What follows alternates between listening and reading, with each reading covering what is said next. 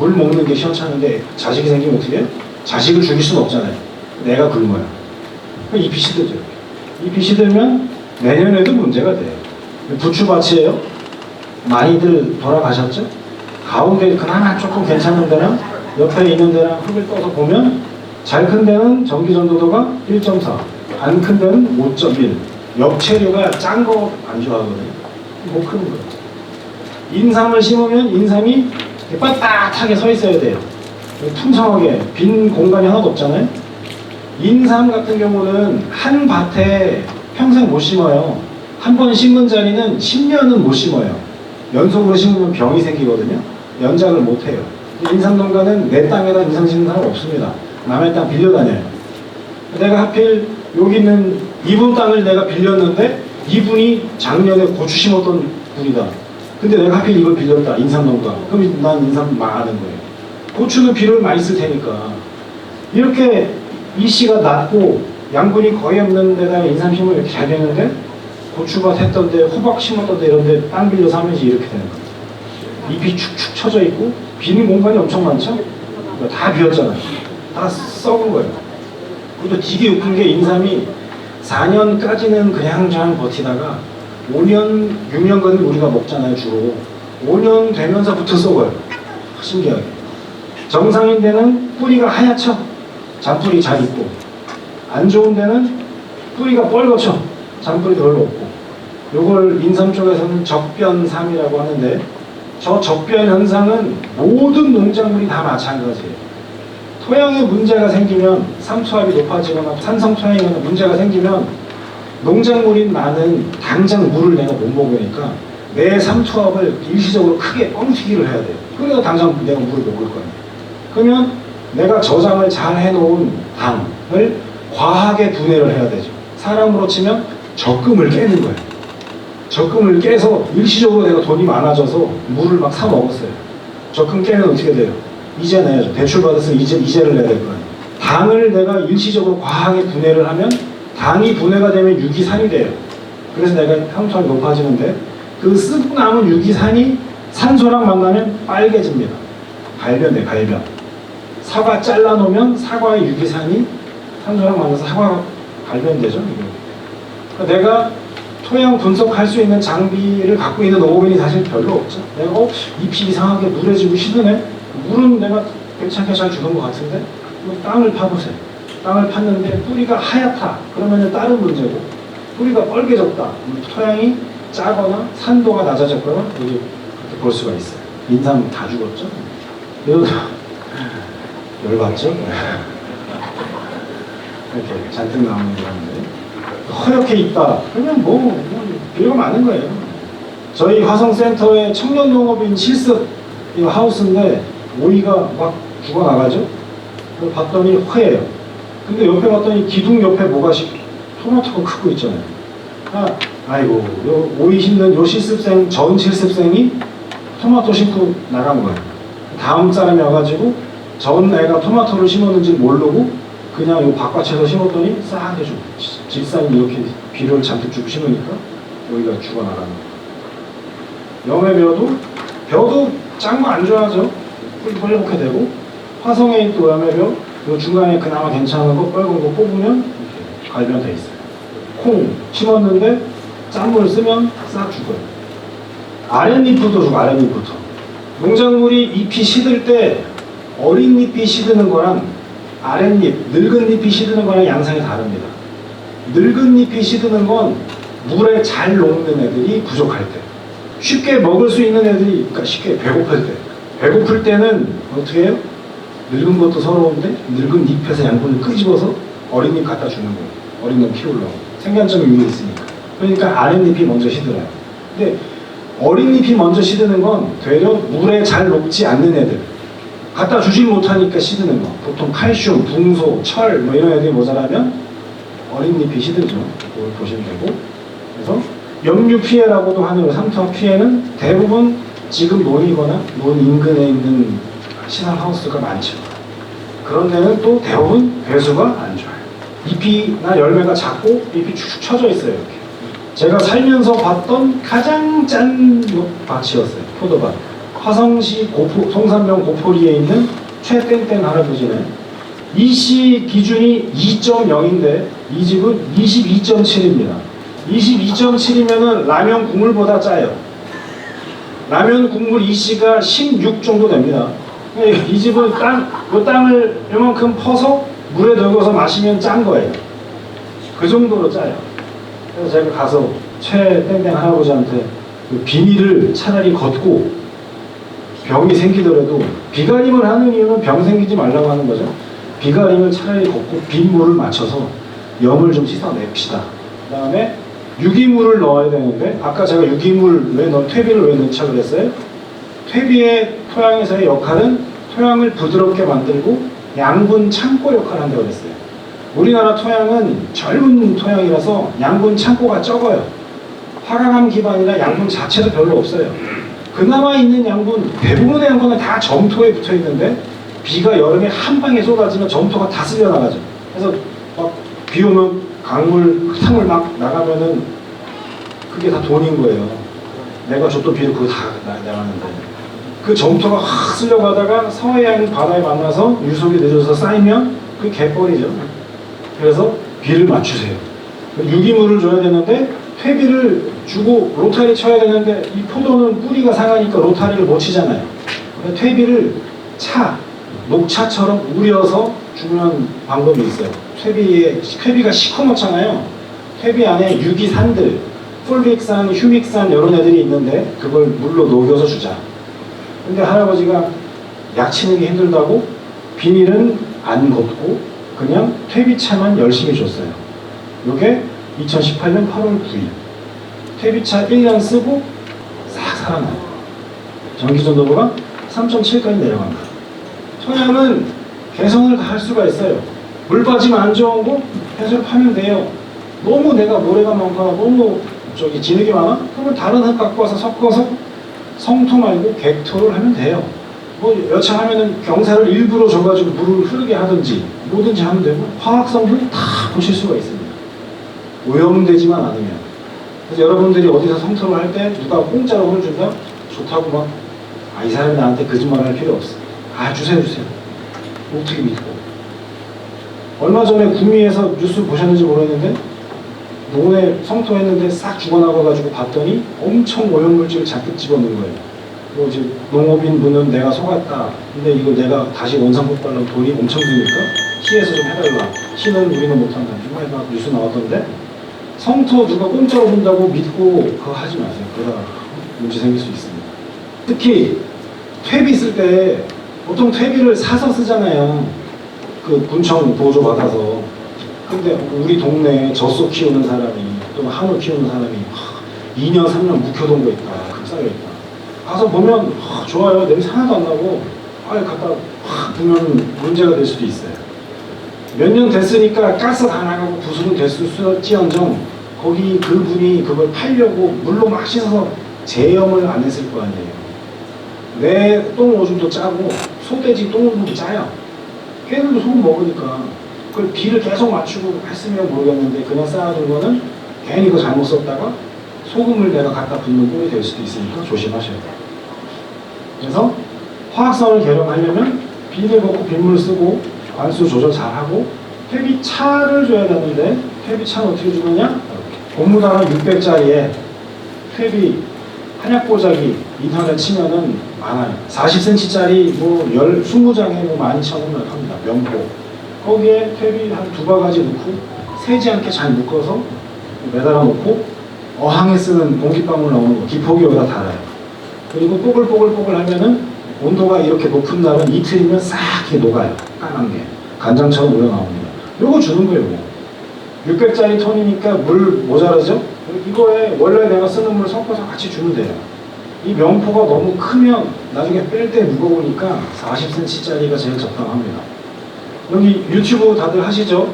제주도에 현현한 교수님 거 보시면 여기 설명 잘 나와 있으니까 보시고 제주도에서는 되게 많이 써요. 제주도 나중에 이제 제주도는 뭐 가까우니까 자주 가시죠? 제주도 여행을 가시면 시골 이렇게 돌아다닐 때 보면 이제 하우스 연동 하우스가 있어요. 잘 보세요.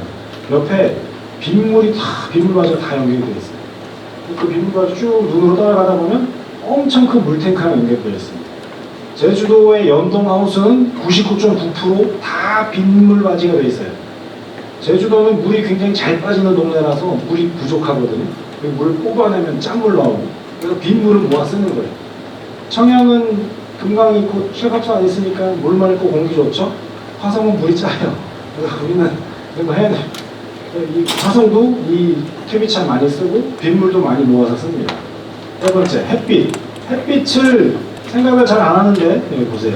제식 밀도 300평에 200개 심는 거, 300개 심는 거, 380개 심는 거 이렇게 보면 많이 심는다고 생산량이 많을까요? 아니죠. 그죠? 적당히 심어야 생산량이 많아요. 근데 이거는 여주잖아요. 여주. 여주시 말고 먹는 여주. 여주를 이렇게 심었으니까 여주는 많이 따는 게 장땡이죠. 수박은 많이 따는 게 장땡입니까? 아니잖아요. 하나를 따도 비싸게 잘 만들어야 돼요. 그죠? 그러니까 내가 뭘 심는지를 판단을 해서 내가 고추나 오이다. 그러면 많이 따는 게 장땡이에요. 토마토 이런 거 많이 따야 돼요. 근데 고추 이런 거죠?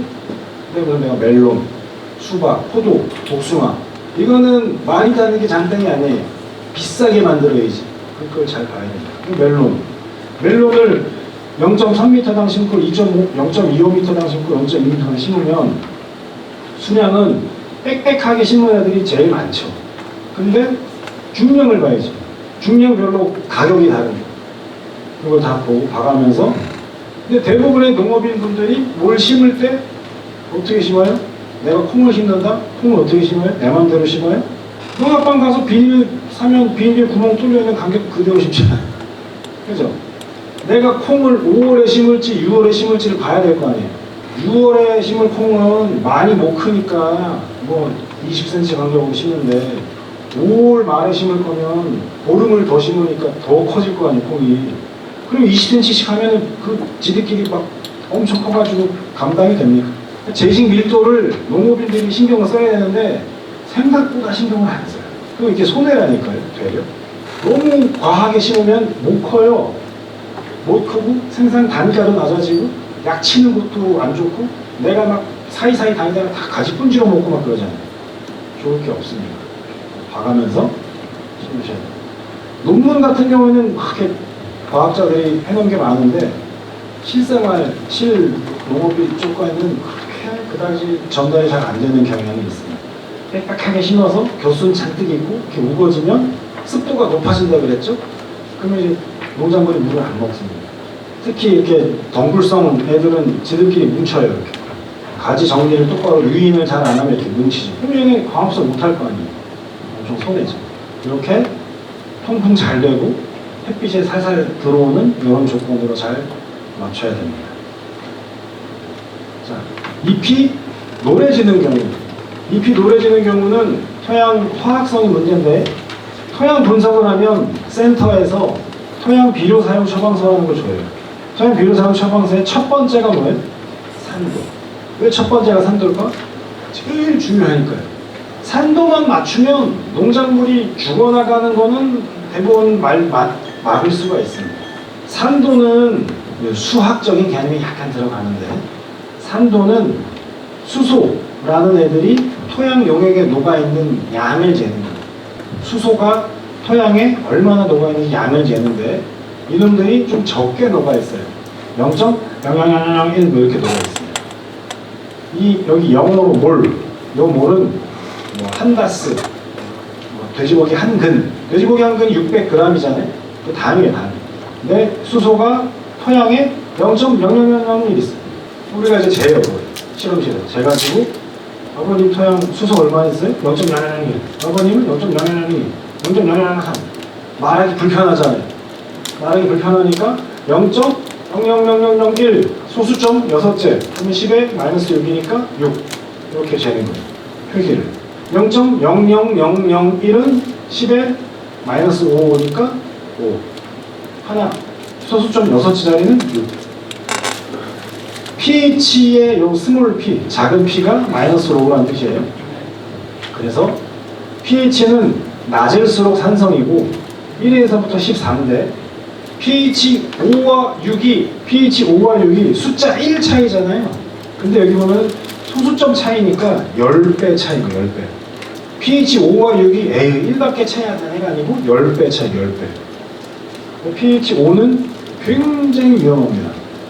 알맞은 pH 조건이 5.5에서 7.2인데 소수점 떼고 6에서 7 이렇게 생각하셔도 됩니다. pH가 특히 산성일 때 문제가 되는 경우는 노지에서, 내가 만약에 노지, 하우스가 아닌 노지에서 농사를 한다. 그리고 토양을 분석을 잘 안 한다. 그러면 산성 토양일 확률이 매우 높아요. 내가 시설 하우스가 그러면 알칼리성일 확률이 매우 높아요. 정부에서 3년에 한 번씩 석회 공짜로 보조가 나오잖아요. 그죠? 그거 막 뿌리면 하우스는 비를 안 맞으니까 그게 결국 쌓여요. 결국 알칼리성이 됩니다. 산성도 안 좋지만 알칼리성은 더 안 좋아요. 사실상. 산성은 왜 가만히 있어 산성이 되느냐? 비 오잖아요. 요새는 비는 안 왔지만 대기 중에서 순수한 물이 구름에서 만들어지고 떨어지다 보면 처음에 만들어진 물은 순수한 물인데 떨어지다 보면 대기 중에 있는 이산화탄소가 거기 녹아요. 이산화탄소가 녹으면 탄산이죠?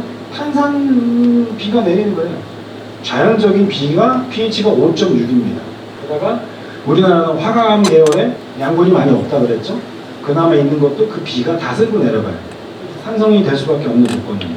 제 키가 174.3이에요. 우리나라 남성 평균 키. 제 키가 174밖에 안 되는 게 저희 엄마 탓일까요? 우리나라 토양 탓이에요. 우리나라 토양에 칼슘이 별로 없어요. 그래서 우리가 174밖에 안 되는 거예요. 유럽은 토양에 칼슘이 우리의 3배가 있어요. 그러니까 걔네는 큰 거예요. 그러니까 맹물 못 먹지, 먹으면 설사하는데. 그리고 또 유박을 좋아하시는 분들은 토양이 산성이 됩니다.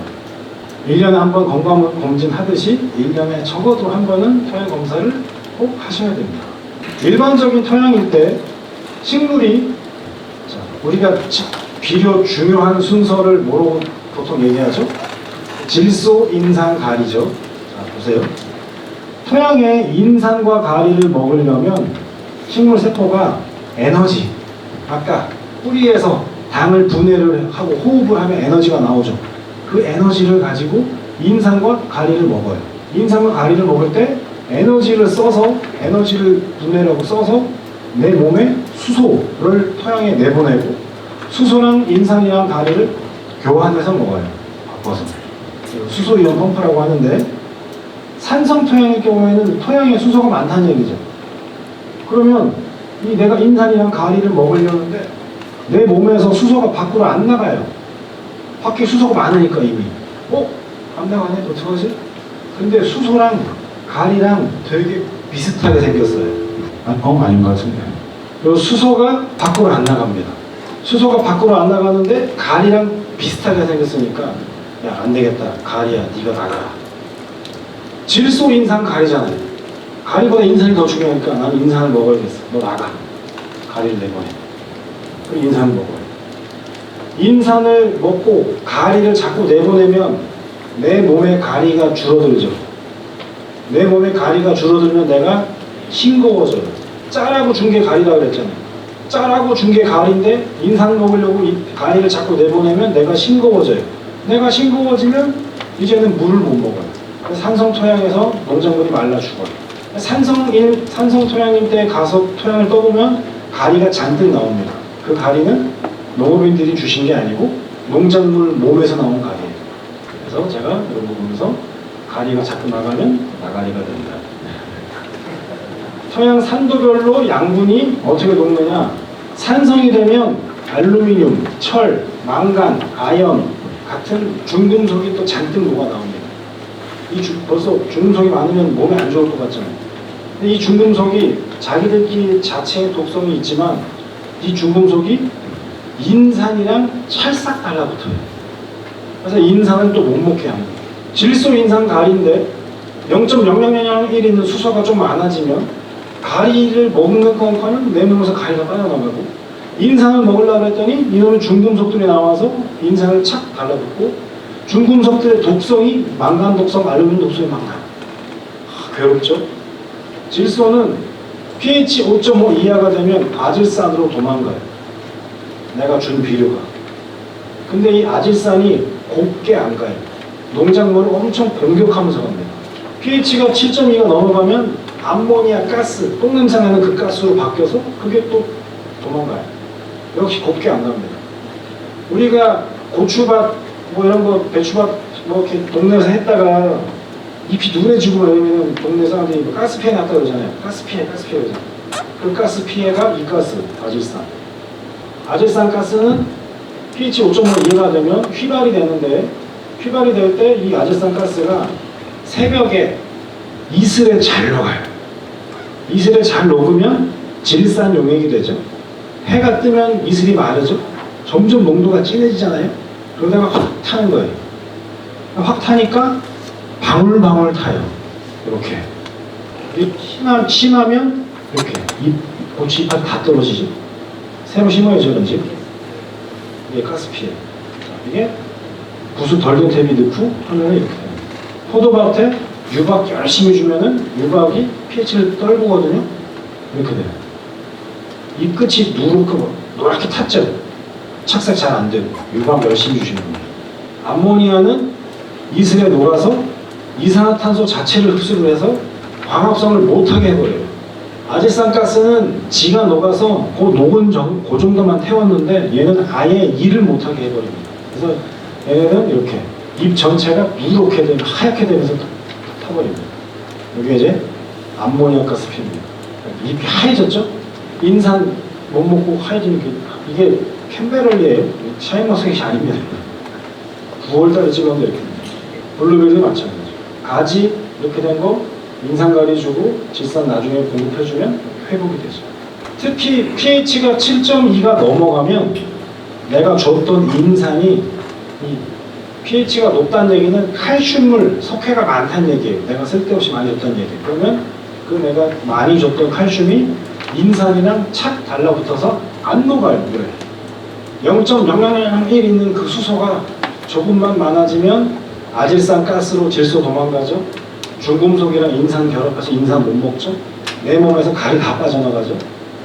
그럼 반대로 0.0001 있는 수소가 너무 없어지면, 모자라지면, 칼슘이 너무 높아지면 인산이 칼슘이랑 지들끼리 붙어서 인산 못 먹죠. 질소 암모니아로 도망가죠.